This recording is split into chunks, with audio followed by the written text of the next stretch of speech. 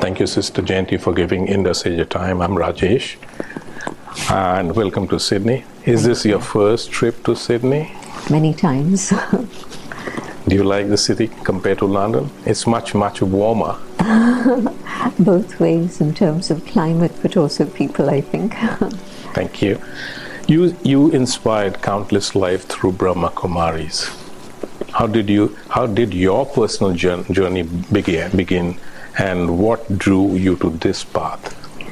I first met the Brahma Kumaris when I was 7 years old. Mm-hmm. My mother and grandmother were initiated, and I carried those ideas and some of the memories of the people I'd met when we migrated to London in 1957 December. By then I was 8. And the thread of connection with Brahma Baba, the founder, and the Brahma Kumaris continued, but I only actively started studying Raj Yoga meditation when I was 19, and that was in 1969. And at that time, 68. And at that time I was spending an extended period of time in India. And I thought, let me understand some of the teachings that they share. And once I understood what it was all about, then within a very short space of time, I decided this is to be my life. Yoga was not in fashion in 1968, I'm quite sure. No, but soon afterwards. But anyway, that's different, the Hatha Yoga from the Raj Yoga. In today's fast-paced world, how can an individual find inner peace while managing everyday responsibilities? That's a very big question, because I can see my kids struggling to manage time. In fact, I find that if somebody starts to meditate, they're able to use time in a much better way, a much refined way, and so it feels as if you're creating extra time for yourself. So it's not a cost of time, but it's a question of my desire, my attention.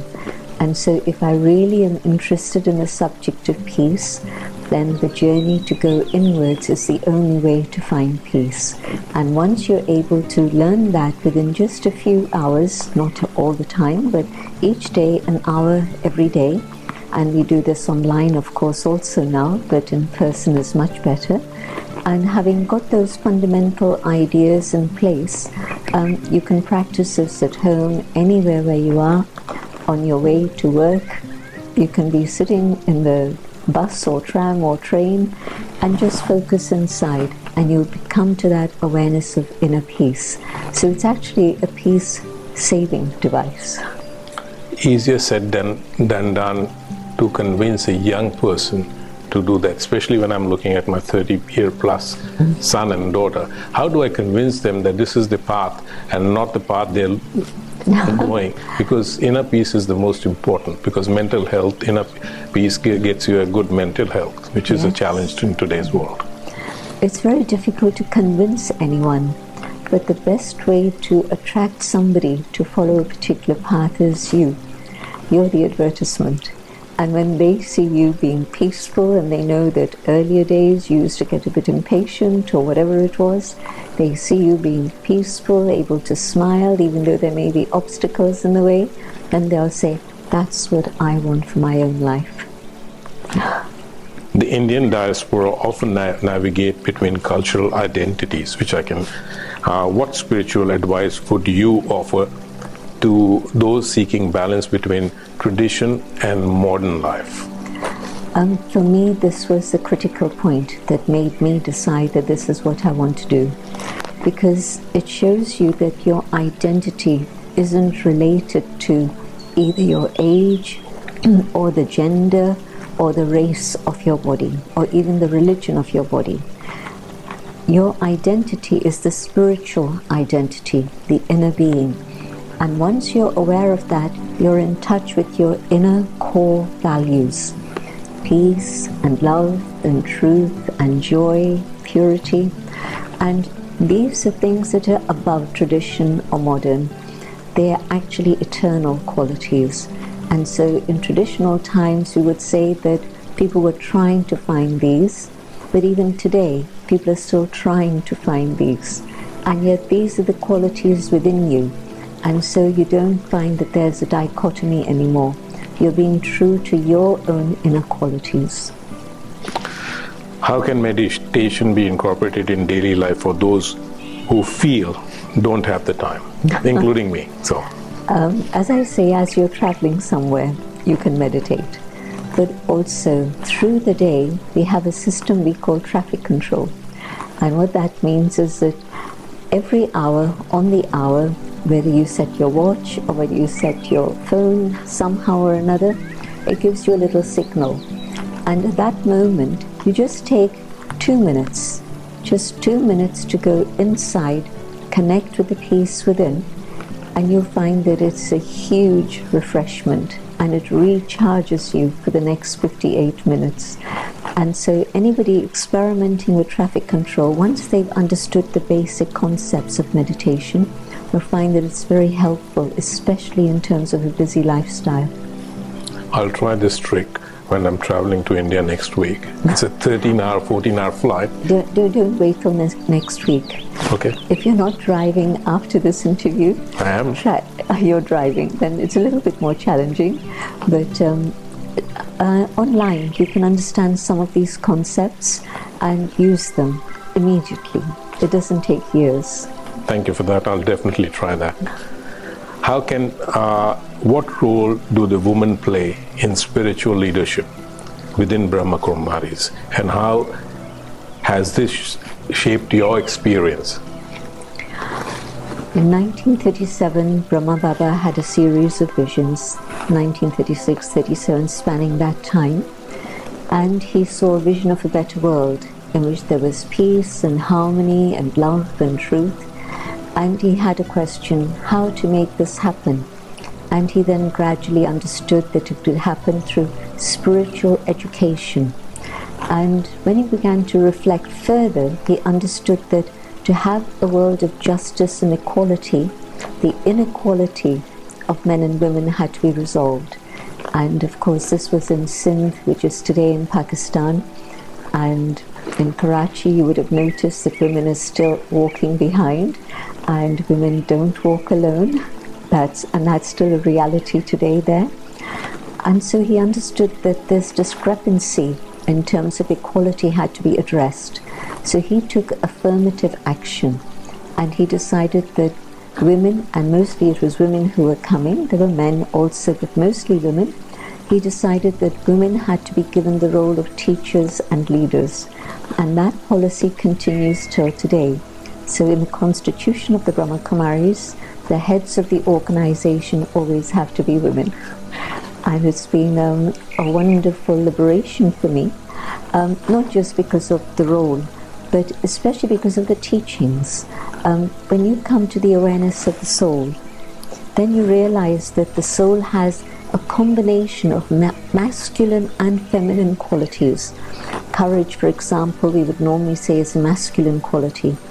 And then you'd say that compassion is more a feminine quality.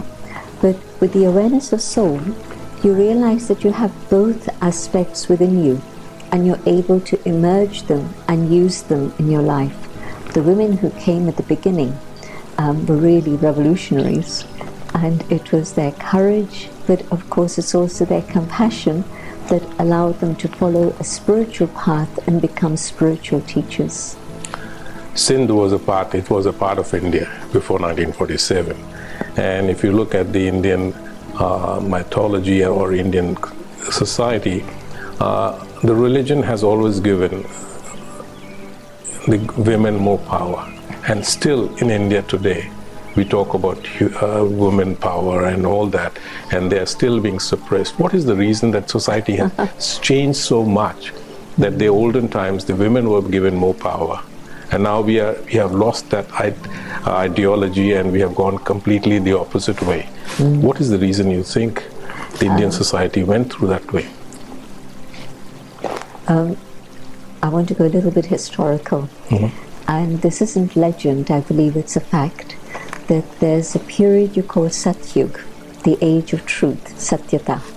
Then there's a period which you call Treta Yug, which means a quarter of that truth is lost and only 3/4 remains. Then there's Dwapar, the duality begins, and at that time you've only got half the truth that remains. You come to Kali Yuga, and the period that we're passing through now, I think generally most of your viewers would know that it's not just Kali Yuga, but it's the extreme end of Kali Yuga, the dark night. Kali Yuga has many interpretations, but basically it's the dark night. So written history, recorded history, only really goes back to about 2,500 years approximately. And so the only history we have that's written is from that period. So that age of truth, or even 3/4 truth, has disappeared totally. And so that age when women and men really had those divine qualities, there was equality. Dwapar Yuga, Bhakti begins, and at that point, women are put on a pedestal only in terms of puja and bhakti and worship. The rest of the time, right from the Copper Age onwards, men, because of their physical power, have taken over. And then they've said that they have greater intellectual power than women also, which I don't believe, and which actually history also says that it's not a reality.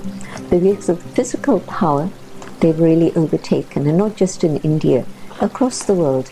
Patriarchal society exists everywhere. And it's only now, at this period of time, that women coming back to the path of spirituality recognize the power that they have. When you talk about Shiv Shaktis, what image do they use? It's a feminine image. But of course there's the Pandavas, the powerful brothers also, so no denying their role either. But at a time when women have had a second-rate position, now they're awakening to their own leadership capacity, and so the Shakti power is rising. And now I think men also support us in what we're doing.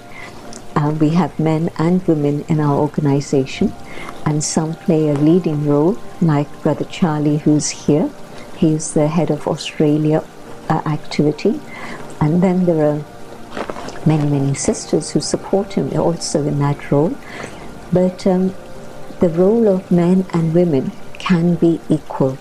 And in fact, if you look at the awareness of the soul has masculine and feminine qualities, and through the cycle of birth and rebirth, do you know how many times you would have been a woman?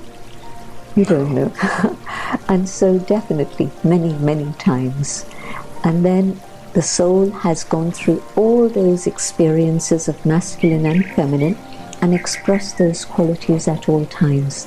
But now, because we need peace, we need kindness, we need compassion, these are feminine attributes. Men also have them, but it's time to awaken those qualities, and especially when it's spiritual nurture, women have that patience and tolerance to be able to give that care and nurture to help souls transform from the old Kali Yuga patterns to the new Satyuga patterns of behavior. And so the role of women is vital at this time. I agree with you. Even in the Western world, I thought things will be different, but it's the same as what we saw back home. There's a glass ceiling everywhere. Because they are talking about women upliftment and all that, equal pay for women. So it's everywhere in the world. And it still hasn't happened. It has not happened. What is the Brahma Kumaris' vision for peaceful world, and how can an ordinary person contribute to it? Our vision is that peace begins within, and once there's the awareness of peace inside, then of course your behavior with your family, your community, world at large changes. And UNESCO states in its charter, in the preamble to the charter, wars begin in the minds of men, and I don't think they mean just masculine, but at least they're using men and no one opposes now. So wars begin in the minds of men, but the defenses of peace begin therein also. And so peace begins in here.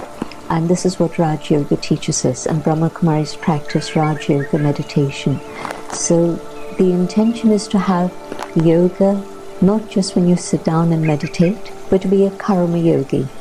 As you engage in action and all the things you need to do, let it be colored with peace. The way I speak to another, is it with respect and dignity, or is it with anger and irritation? So peace opens the door to all the other positive attributes that are there within the soul that we've forgotten. But in the awareness of soul, all those attributes come up, and together we can create a peaceful world.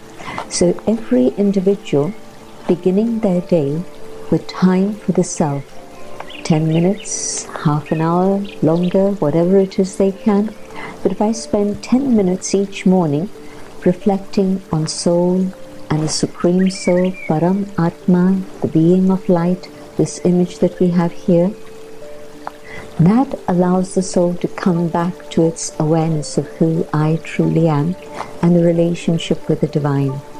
And if I can remember that through the day traffic control, then that's going to help me stay peaceful, and that is a major contribution to the world.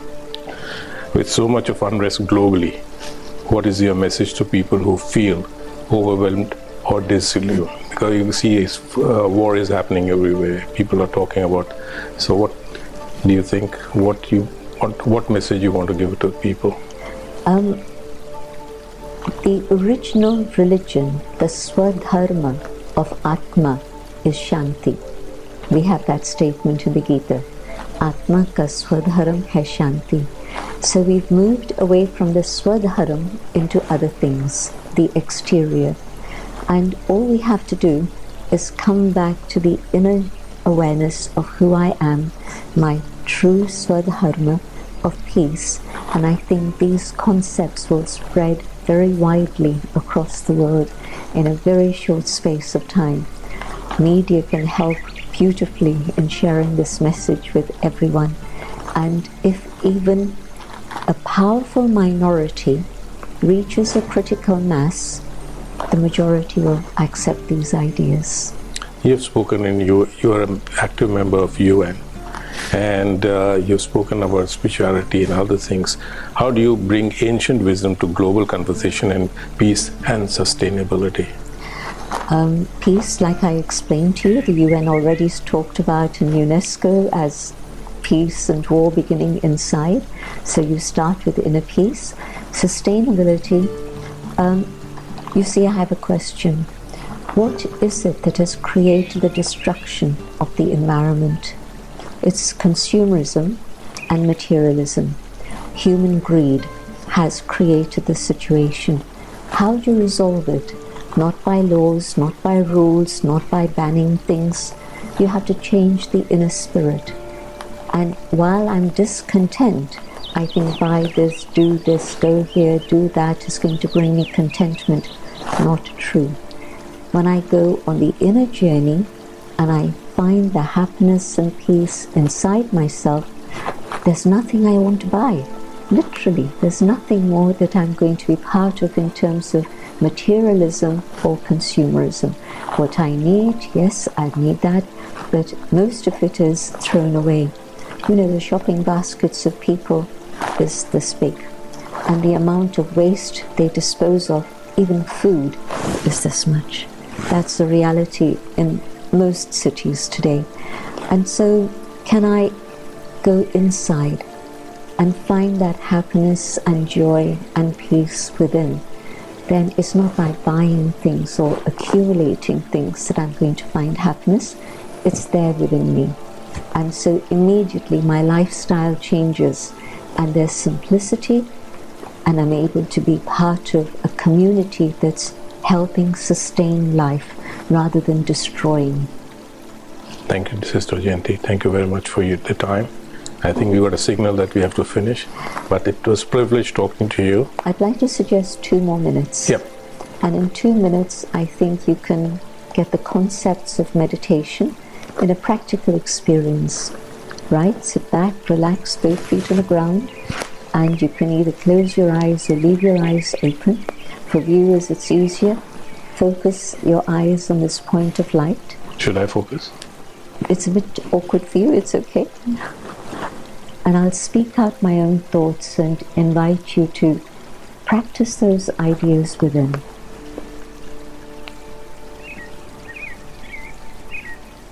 I go inside.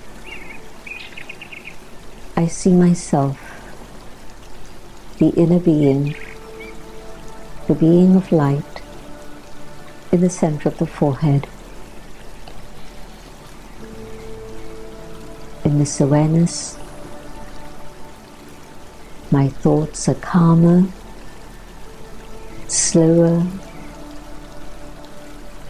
and I recognize the peace that lies within. And in this awareness of peace, I'm in tune with the one above,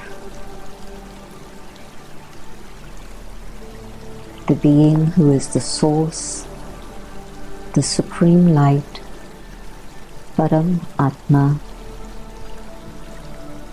connecting with the source of light, of peace, of love, of truth. All those qualities come to me.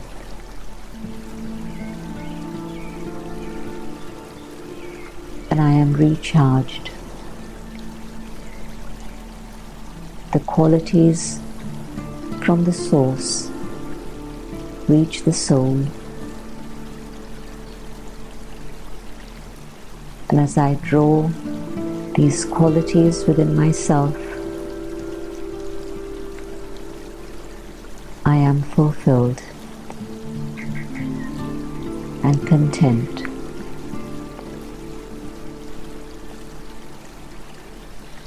I can share these qualities not only with people who are with me here, but the vibrations reach out across the oceans, encompassing the entire planet.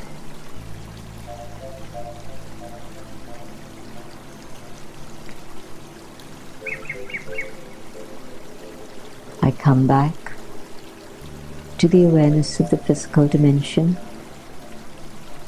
but now I keep this awareness of the inner being, the soul. Om Shanti.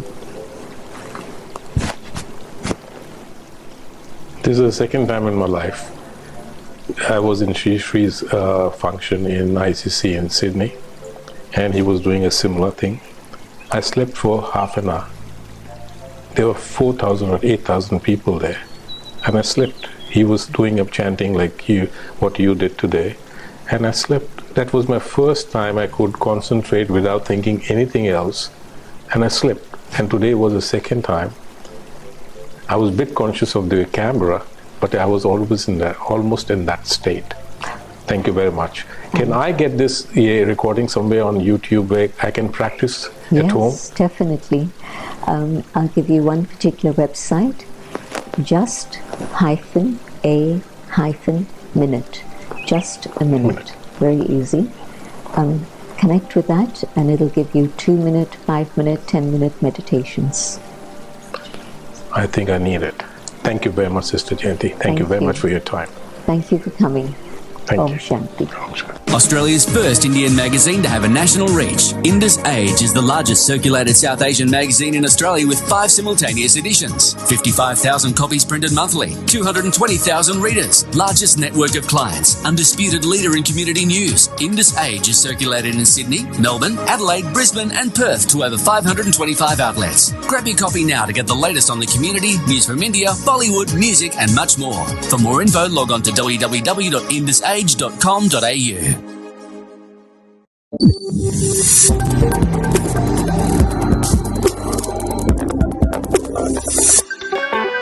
Radio Bollywood beats, Desi beats in Aussie Street. Radio Beats.